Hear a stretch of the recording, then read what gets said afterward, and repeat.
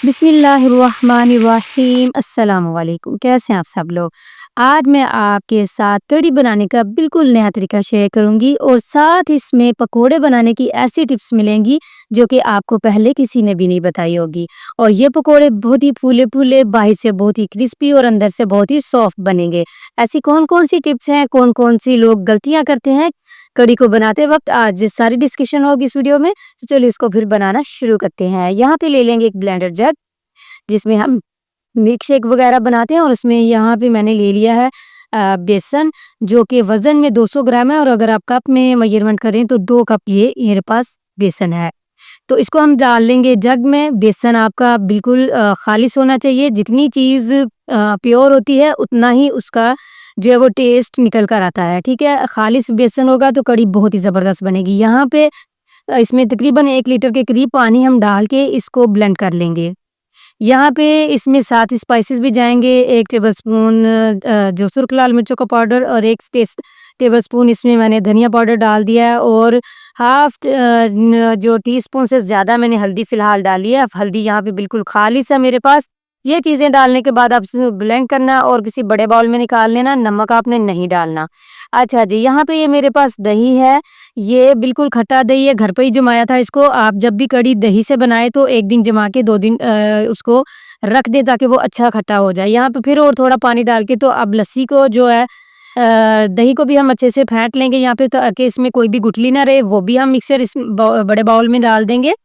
अब कढ़ी बनाने के लिए मैंने ले ली है कढ़ाई, और इसमें डालेंगे तकरीबन 1/3 कप ऑयल का, ठीक है? 1/3 कप ऑयल जैसे ही गर्म हो जाएगा यहाँ पे, तो यहाँ पे 1 टीस्पून डालूँगी मैं मेथी दाना, ठीक है? इसको अच्छा-सा कड़कड़ा लेंगे यहाँ पे कुछ सेकंड के लिए।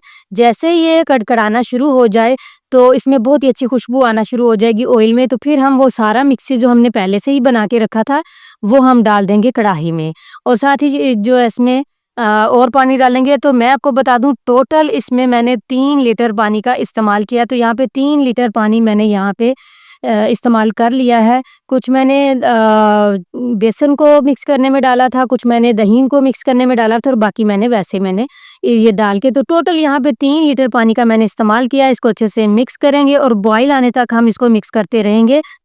तो यहाँ पे देखें बॉयल आना शुरू हो चुका है, तो अब इस पॉइंट पर आकर हम डालेंगे इसमें 1 टेबलस्पून नमक का, या फिर आप अपने टेस्ट के मुताबिक भी डाल सकते हैं, और यहाँ पे इसको मिक्स करेंगे। यहाँ पे नमक हम बाद में इसलिए डालते हैं कि अगर हम पहले ही डाल दें तो कढ़ी ये जो है मिक्सर ये बॉयल होकर बाहर गिरने का इसका खतरा होता है, तो इसलिए हम पहले नमक नहीं डालते, बॉयल उसमें आना शुरू हो जाता है। जब एक दफ़ा बॉयल आ जाए उसके बाद नमक डालें, तो फिर ऐसा नहीं होता। अब बॉयल आ गया, अब इस ये नहीं नीचे गिरेगा, और अगर आप इसको साथ के साथ चम्मच नहीं चलाएँगे तो क्या होता है कि गुठलियाँ बन जाती हैं, इसलिए चम्मच का चलाना ज़रूरी होता है।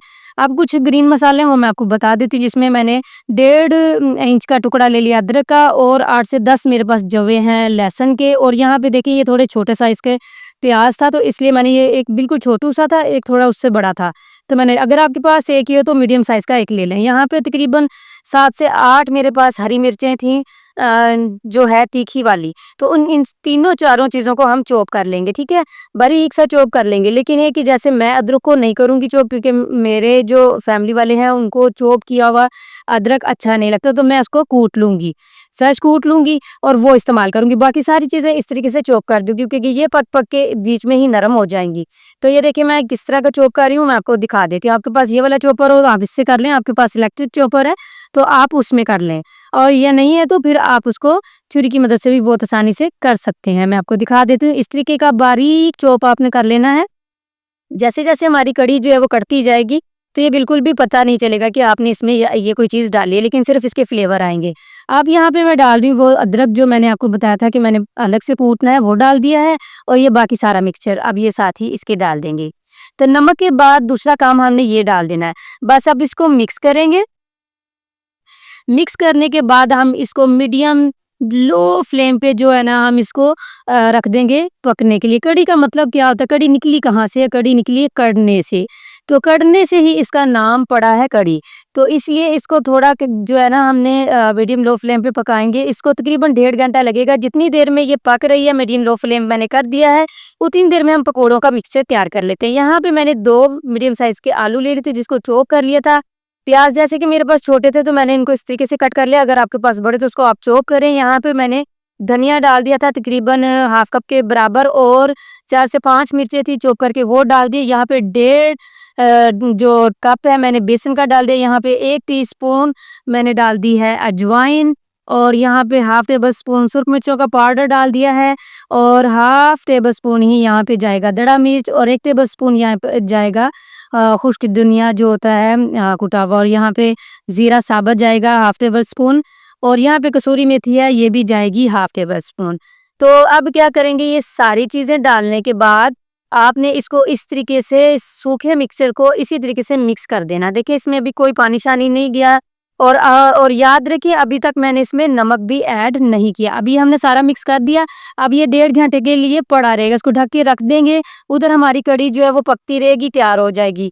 तो यहाँ पे देखिए साथ के साथ आपने इसमें भी चम्मच चलाते रहना है। यहाँ पे देखें जब इस पॉइंट पर कढ़ी आ जाए कि जो हमने ऑयल सबसे पहले डाला था वो पक के इस तरीके से ऊपर कढ़ी के आ जाए, आपको नज़र आना शुरू हो जाए। ये देखें मैंने चम्मच, अच्छा एक और इसकी टिप है कि कढ़ी जो है वो बॉईल होते हुए बाहर ना निकले, तो आप ये स्टील का चम्मच इसी तरीके इसके अंदर पड़ा रहने दें, साथ साथ उसको गाहे बगाए आप चम्मच से चलाते भी रहें, तो ये कभी भी बाहर नहीं निकलेगी। अच्छा, तो यहाँ पे कढ़ी हमारी तैयार होगी, मैंने आपको उसका टेक्सचर दिखा दिया है उस तरीके से। बस जैसे ही ऑयल ऊपर आ जाए, आपने टेक्सचर भी देख लिया, तो आपने उसको फ्लेम को जो बिल्कुल लो कर देना है। अब यहाँ पे देखिए मैंने आपको दिखाया कि हमने पानी भी नहीं डाला, तो देखिए कैसे गीला हो गया सारा मिक्सचर जो हमने सूखा ही रखा था। अब इसमें डालेंगे नमक हस्बे ज़ायका, और यहाँ पे 1/4 टीस्पून मैंने डाल दिया है बेकिंग सोडा, जो मीठा सोडा था चने वगैरह के लिए डालते हैं।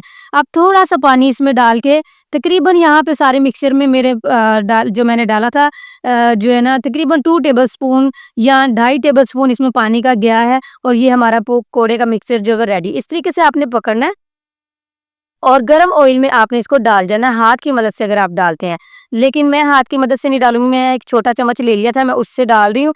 और यहाँ पे जो है ना तेल आपने अच्छा गर्म कर लेना है, और उतने ही पकोड़े इसमें डालने हैं जितने इसमें इजीली आपकी कढ़ाई या पैन में आ जाएं। और दूसरा आपने पकोड़े का साइज़ ज़रा छोटा रखना है, बड़े पकोड़े नहीं आपने बनाने, क्योंकि कढ़ी में जो हम पकोड़े बनाते हैं ना वो थोड़े छोटे साइज़ के होते हैं, क्योंकि कढ़ी में जाके भी उन्होंने फूलना होता है।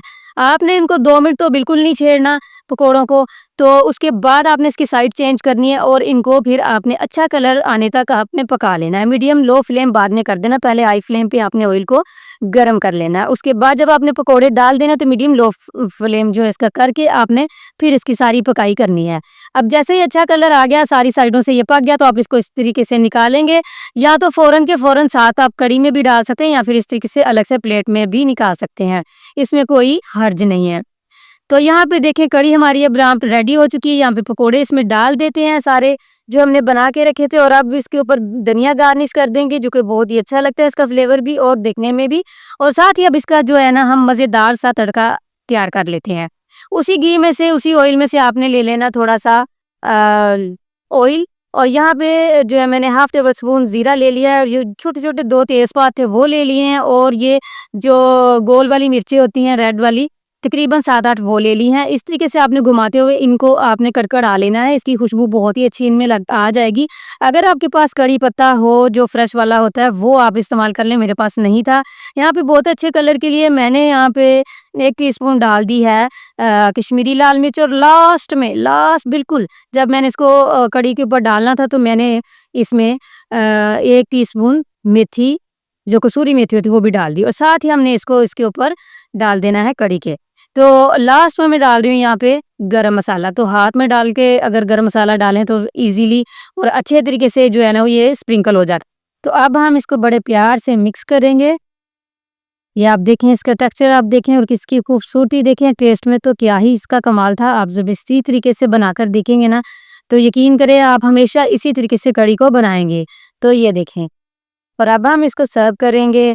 आप इनके साथ जो वाइट राइस, बॉइल्ड राइस वो इस्तेमाल कर सकते हैं, बहुत ही टेस्टी लगते हैं। फिर तंदूर की रोटी इसके साथ बड़ी मज़े की लगती है, पराठा इसके साथ बड़े मज़े का लगता है। आप ज़रूर इसको इसी तरीके से जो है ना वो बना के ट्राई करें, यकीन करके करें कि आपको मज़ा आ जाएगा। मुझे उम्मीद है कि आज की ये रेसिपी भी आपको बहुत पसंद आई होगी। पसंद आए तो इसको लाइक और शेयर ज़रूर कीजिएगा। इसी के साथ मैं इजाज़त चाहती हूँ, दुआओं में याद रखिएगा अपना और अपनों का बहुत बहुत ख्याल रखिएगा। अल्लाह हाफिज़।